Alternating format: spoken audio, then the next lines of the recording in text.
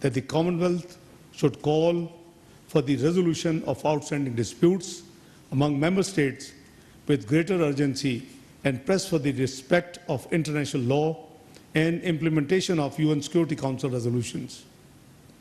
In our meeting today, I reassured the Secretary General of Pakistan's commitment to the Commonwealth Sustainable Development Agenda.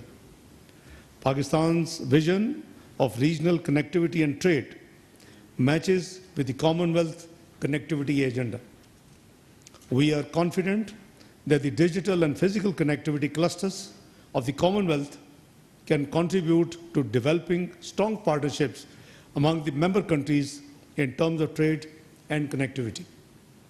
I also conveyed to our gratitude to Honorable Secretary General for the technical assistance of the Commonwealth Secretariat in trade policy formulation, export development, and support for small and medium enterprises. This support is critical in capacity building and improved governance.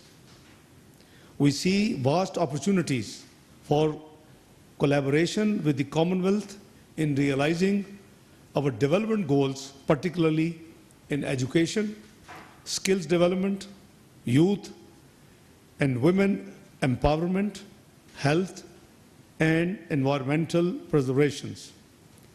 Pakistan will therefore continue to engage with the Commonwealth with a special focus on women empowerment and capacity building for the young people. Pakistan is honored to lead the Commonwealth agenda on youth, reflecting the high priority we place on our partnership with the Commonwealth. We value the support provided by the Commonwealth Youth Programme and are grateful for the support of the Secretary General during Pakistan's chairmanship of the 10th Commonwealth Youth Ministers meeting last year. I also briefed the Secretary General of Pakistan's policies to combat climate change. As one of the most climate vulnerable countries, Pakistan will work with the Commonwealth in building partnerships in developing resilience against climate-induced disasters. Pakistan remains committed to support initiatives aimed at strengthening and modernizing the Commonwealth to meet 21st century challenges. We will continue to play an active role in building bridges between the Commonwealth Secretariat and member states by advancing Commonwealth reforms through our leadership of the informal working group of the Board of Governors. Prime Minister Shehbaz Sharif looks forward to participate in the upcoming Commonwealth Heads of Government meeting, CHOGM, in this October in Samoa. I am also eager to engage with the counterparts at the Commonwealth Foreign Ministers meeting September this year. In conclusion, let me reiterate Pakistan's unwavering commitment to the principles enshrined in the Commonwealth Charter and our partnership with the Commonwealth. We thank this Honourable Secretary General for her leadership during a period of great global change and appreciate her visionary constructive role. We honour the legacy she would be leaving behind as Secretary General. Thank you, Secretary General. Thank you. Well, thank you very much. Assalamu alaikum to everyone. It is a great privilege and pleasure to be here at last in Pakistan. And I want to thank you, Honourable Deputy Prime Minister, for all the kind words that you have spoken about my period in office as the Secretary General. I have been very touched not only by your words, but by the stalwart support that Pakistan has given the Commonwealth throughout all the years, but particularly throughout the last 8 years, when I have had the privilege to serve the now 56 member states as your Secretary General. And I particularly would wish to commend Pakistan for the enthusiastic participation in all aspects of our work. many of which you have already made reference to. But the truth is that our world is facing some very difficult problems. And we have never needed each other, and we've never needed the friendship that exists between our Commonwealth members more than we do today. And it is a great honor that I am able to come now at last to Pakistan to see for myself how Pakistan has risen from the terrible events of 2 years ago. Pakistani resilience, passion, and determination has been evident in the last 2 years. None of us will forget what happened here when the floods affected more than 33 million Pakistanis, who lost more than 2 million of their homes, lost livelihoods, lost that which made life good.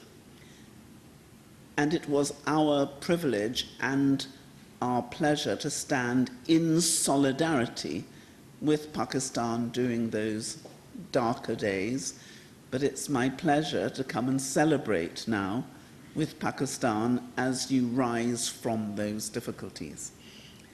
I want to commend what has been done for young people, because Pakistan is leading for the Commonwealth in terms of our youth ministers meeting. And we were saddened that we weren't able to have the youth ministers meeting here in Pakistan. But at our Commonwealth Youth Ministers meeting, which was held in the garden of the Marlborough House, Pakistan came to London and Pakistan was there. And so even if it wasn't here physically, it was absolutely Pakistan in Marlborough House. And I want to thank you for bringing that taste of Pakistan to our work. There is still much for us to do, and I was thrilled to hear from the Deputy Prime Minister that Pakistan will remain stalwart in its support of the Commonwealth and its principles as we go forward in a new digitalized, AI-enabled world. And I am confident that the 65% of Pakistanis who are under the age of 30 will not just be the leaders of tomorrow, but they will help us co-create the future from today. And I want to thank all of those who've participated in our work for their energy, for their dedication, and for their warmth and friendship. And I thank you. Thank you. نائب وزیر خارجہ اسحاق ڈار اور دولت مشترکہ کی general secretary اسلام آباد میں press conference کر رہے تھے. نائب وزیر اعظم اسحاق ڈار اور دولت مشترکہ کی سیکریٹری جنرل کی پریس کانفرنس میں کہا گیا کہ دولت مشترکہ کی جانب سے جاری تعاون پر مشکور ہوں. Mr. Shokat Piracha. Thank you so much. Pakistan is... Sorry, and you will address the question to Foreign Minister Ishaq Dar, please. Excellency, Pakistan is the oldest member of the Commonwealth, as Madam has also spoken out. Do you think the Commonwealth is relevant to Pakistan's international priorities today? Do you really think the agenda of the Commonwealth aligns with Pakistan's vision for economic development and regional connectivity, as you have talked about yourself? Thank you, sir. Thank you, Professor. Pakistan obviously cherishes its long-standing association with Commonwealth. The Commonwealth stands for values which are increasingly under strain around the world, but Pakistan continues to uphold these values, such as promotion of peace and development through dialogue and representing and respecting the independence of these sovereign states. We always believe in this thing. We have respect for every sovereign state. As one of the founding members, Pakistan sees the Commonwealth as an important forum to forge consensus on some of the most pressing issues facing the world today, from tackling climate change to empowering the youth, which represent a major demographic factor in Pakistan as well as many other Commonwealth countries. Owing to the geostrategic location and connectivity infrastructure, Pakistan envisions itself as a regional hub for trade. In that respect, Pakistan vision is perfectly in line with the Commonwealth connectivity agenda. Pakistan supports the Commonwealth target of increasing intra-Commonwealth trade to 2 trillion by 2030. I mean, this is the vision of our visiting Right Honourable Secretary General of Commonwealth. We believe that increased trade and regional connectivity not only would create jobs and opportunity for the young and the under 30s, but can also create conditions for win-win cooperation between the Commonwealth member states. You are already aware the efforts of this government to work with different countries in the Central Asian states for the connectivity projects. For example, with Uzbekistan, we are talking and working for the Uzbekistan-Pakistan railway connectivity. We are talking with Tajikistan, we are talking with Turkmenistan, you have TAPI, you have TAP. So many projects in the pipeline which Pakistan has been working on and will continue to work for the connectivity, the regional connectivity, the global connectivity, the north-south connectivity. So we are there for regional connectivity. And Madam's vision of 2 trillion intra-trade between the inter-trade between the Commonwealth countries, I think is very much praiseworthy and I think is achievable. Mr. Anas Malik, please.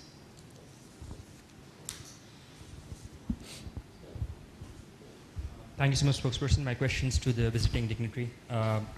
Continuity to what Mr. Pracha just said.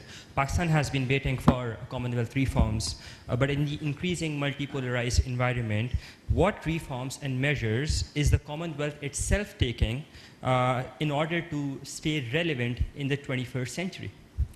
Well, I'm really proud to say that the Commonwealth now encompasses 56 countries. That's the largest number that we have ever had. And the countries who are joining us from other jurisdictions. So the last 5 countries had never been part of the British Commonwealth. So if you look at Rwanda, Mozambique, Togo, Gabon, all of these countries come because of what they believe that the Commonwealth adds value to. It's not just in relation to our good governance, but we now have 2.7 billion people represented as part of our Commonwealth family. That's more than 1/3 of the world. We're not a treaty-based organization, but we're a values-based organization. And those values are values which everyone in the world are thirsting for. If you look at why they want to come, it's because we have identified way back in 2015 that there was a Commonwealth advantage to being in Commonwealth. Because at that stage in 2016, it was discovered that it was 19% cheaper, faster, easier to do business with Commonwealth countries than other non-Commonwealth countries.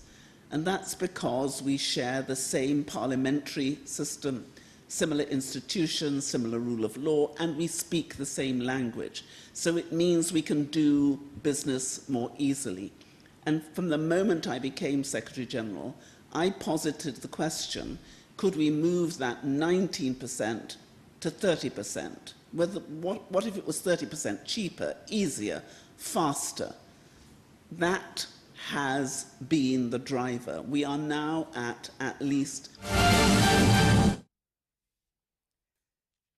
वज़ीर ख़ारजा और नायब वज़ीर आज़म पाकिस्तान इसहाक डार और दौलत मुश्तरका की general secretary पट्रीशा Islamabad में news conference कर रही थी। आपको बराह रास्त लिए चलेंगे, वफाकी वज़रा इस वक्त न्यूज़ कॉन्फ्रेंस कर रहे हैं। बेबुनियाद प्रोपेगेंडा जो है, जिसकी जितनी भी मजम्मत की जाए कम है।